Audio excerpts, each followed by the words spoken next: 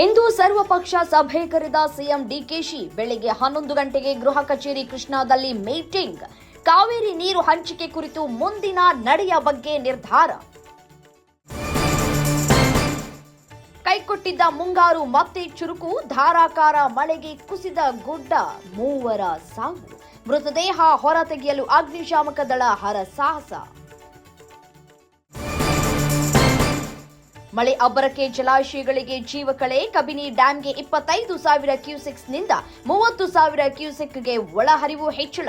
ಕಾವೇರಿ ನಿಗಮದ ಅಧಿಕಾರಿಗಳಿಂದ ಪ್ರವಾಹದ ಎಚ್ಚರಿಕೆ. ಇಂದು ಪೊಲೀಸ್ ಕಾನ್ಸ್ಟೇಬಲ್ ನೇಮಕಾತಿಗೆ ಲಿಖಿತ ಪರೀಕ್ಷೆ. ರಾಜ್ಯಾದ್ಯಂತ 800ಕ್ಕೂ ಹೆಚ್ಚು ಕೇಂದ್ರಗಳಲ್ಲಿ ಎಕ್ಸಾಮ್.